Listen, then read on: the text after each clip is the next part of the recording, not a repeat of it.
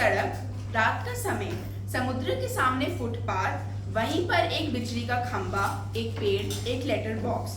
दूसरी ओर धीमे प्रकाश में एक सिनेमा का पोस्टर पर नाचने की भंगिमा में एक औरत की आकृति, समुद्र से सनसनाती हवा का बहाव, दूर कहीं कुत्ते की भौंकने की आवाज।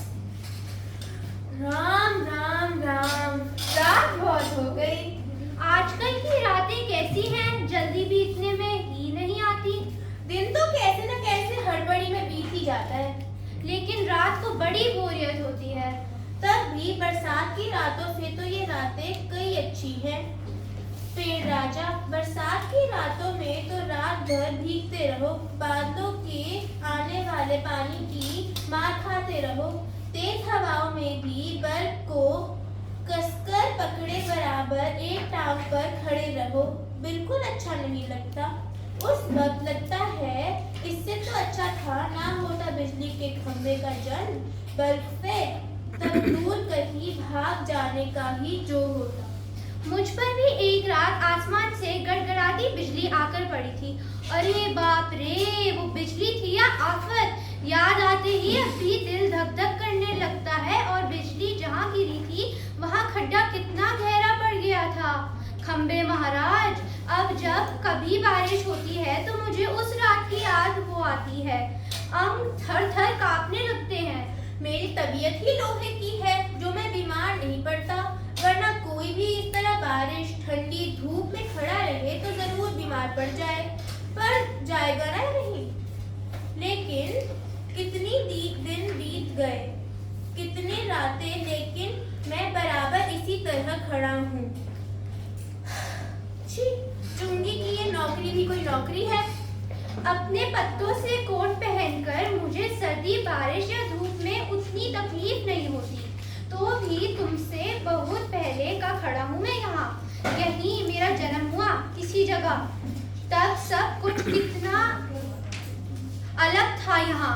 वहाँ के वो ऊंचे ऊंचे घर नहीं थे, तब यह सड़क नहीं थी, वह सिनेमा का बड़ा सा पोस्टर और उसमें नाचने वाली औरत भी नहीं थी। सिर्फ सामने का यह समुद्र था। बहुत अकेलापन महसूस होता था। तुम्हें जब यहाँ लाकर खड़ा किया गया तो सोचा चलो कोई साथी मिला, इतना ही सही, लेकिन वो भी कहाँ। तुम शुरू में मुझसे बोलना को ही तैयार नहीं थे। मैंने बहुत बार कोशिश की, पर तुम्हारी अक्कड़ जहाँ थी वहीं कायम। बाद में मैंने सोचा इसकी नाक इतनी ऊंची है तो रहने दो। मैंने भी कभी आवाज नहीं लगाई। हाँ, अब भी स्वभाव जरा ऐसा ही है। और एक दिन जब आंधी पानी में मैं बिल्कुल तुम्हारे ऊपर आ पड़ा। बाप रे, कैसा था वो आंधी पानी का तूफान? तब खड़े थे, इसलिए मैं कुछ संभल गया था। तुम्हें मुझे ऊपर का ऊपर झेल लिया, वह अच्छा हुआ। तुम खड़े थे, इसलिए मैं कुछ संभल गया। हाँ, तुमने मुझे ऊपर का ऊपर झेल लिया, वह अच्छा हुआ। चाहे तुम खुद काफी जख्मी हो गए, बाद में मेरा गरूर भी झड़ गया और अपन की दोस्ती हो गई। हवा आज भी बहुत है। दोनों चुप। हवा की आवाज, कुत्ते का भौंकना, पोस्टर पर बनी औरत टेढ़ी हो जाती है, उसके घुंघरू बजते हैं, वह फिर पहले की तरह स्थिर हो जाती है। लेटर बॉक्स किसी दोहे का एक चरण गुनगुनाता है और रुक जाता है। कौन है जो रात के वक्त इतनी मीठी आवाज में गा रहा है और मेरी नींद खराब कर रहा है? जरा भी चैन नहीं है। मेरी आवाज नहीं, मैं नहीं गाया तो क्या इस कौवे जैसी करश काव काव करे? कहता है जरा भर भी चैन नहीं। यह किसकी चिट्ठी आकर करी है? हेडमास्टर की। क्या कहता है श्रीमान श्रीयुक्त गोविंद राव जी? आपका लड़का परीक्षित पढ़ाई में काफी कमजोर है। क्लास में उसका ध्यान पढ़ाई में बिल्कुल नहीं रहता।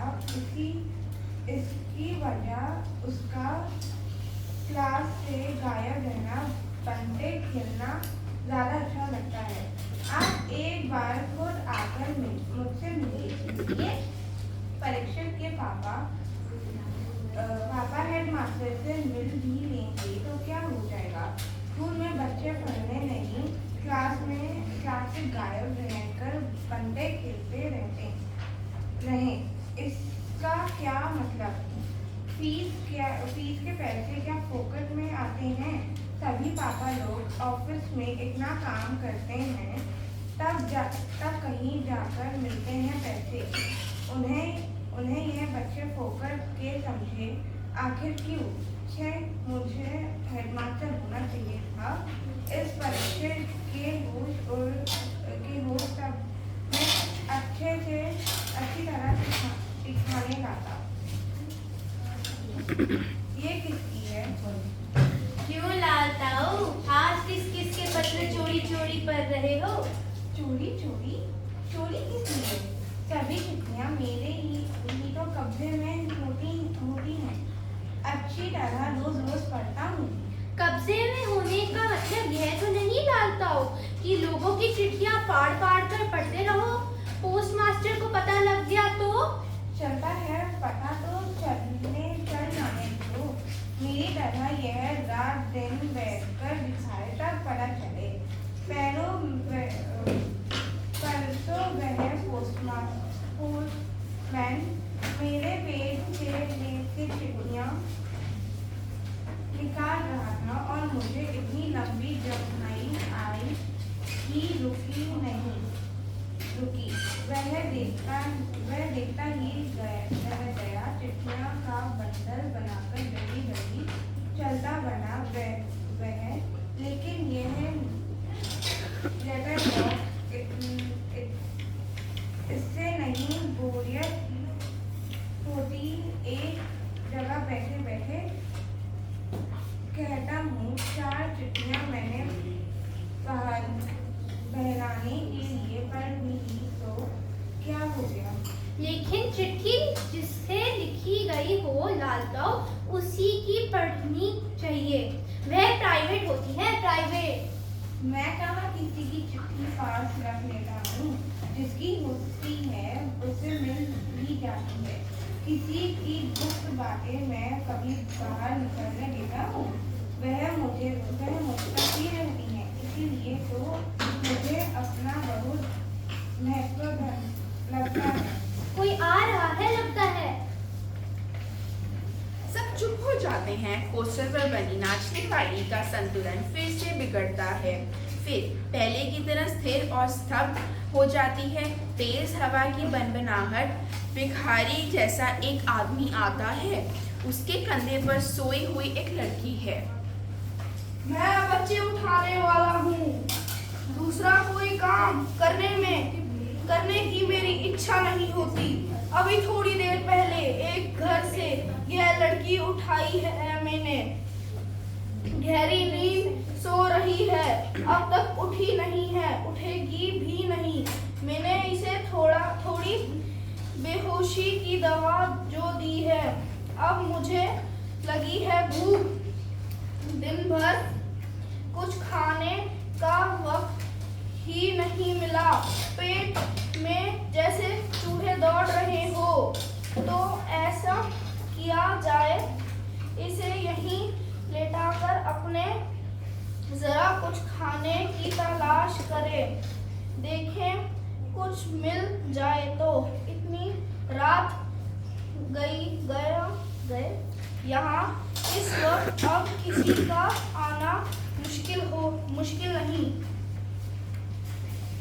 पेड़ की ओट में लड़की को डाल देता है, उस पर अपना कोट फैला देता है और इधर उधर जरा चौकस होकर देखता है। फिर एक कदम सावधानी से रखता हुआ निकल जाता है। लगता है दाल में कुछ काला है। वह जरूर बहुत बुरा आदमी है कोई। और यह लड़की तो छोटी सी है। वह उसे कहीं से उठा लाया है, मैंने सुना है। ओए कौवे, जागना, जाग।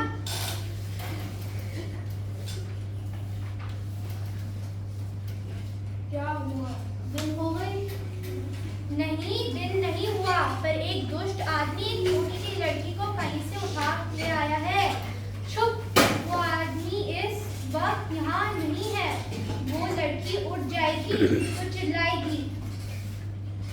एक सीधा पानी डाल दिया।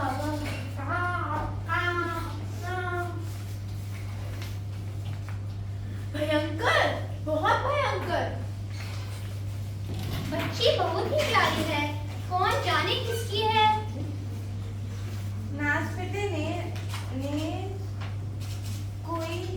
सोई हुई को उठा लाया कहीं से। चली जैसे चूहे उठाने लेती है। मैं भी देखना चाहता हूँ उसे, पर मुझे झुका नहीं जाता। लाल ताऊ अभी भी सो रही है क्या वो? हाँ हाँ खंबा महाराज।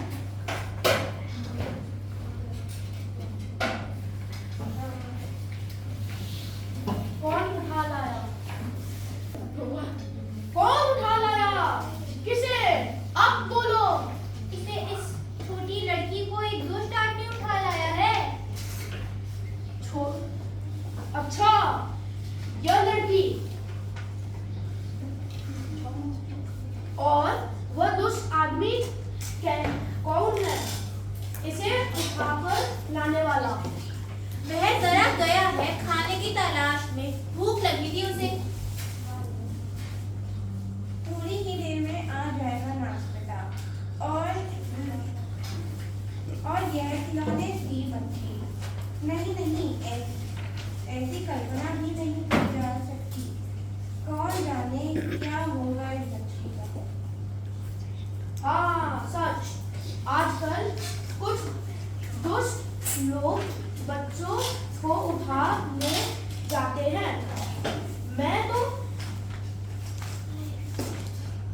घूमते रहता हूँ ना, ऐसे होते देखा है। मैं बताऊं, अपन यह काम नहीं होने देंगे। पर मैं कहता हूँ यह होगा कैसे? होगा कैसे मतलब?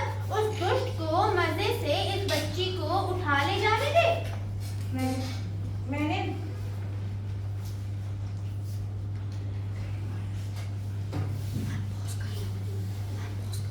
वह दुष्ट आदमी है कौन? पहले उसे नजर तो आने दिया जाए। मैंने देखा है उस नासपीते को, अच्छी तरह करीब से देखा है। बहुत ही दुष्ट लगा मुझे तो। कैसी नजर थी उसकी। घड़ी भर को तो मुझे लगा कहीं मुझे भी ना उठा ले जाए। ताओ, आपको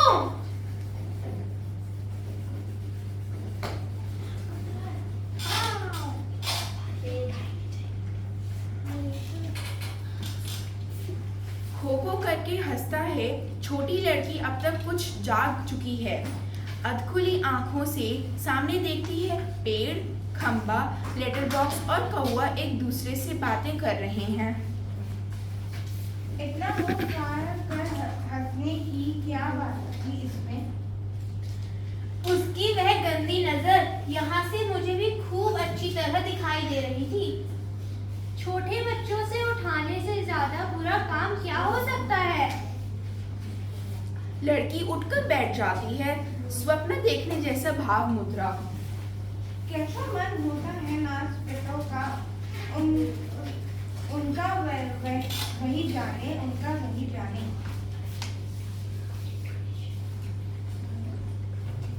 बोलो। ताऊ, एक जगह बैठे रहकर यह कैसे जान सकोगे? उसके लिए तो मेरी तरह रोज चारों दिशाओं में भरत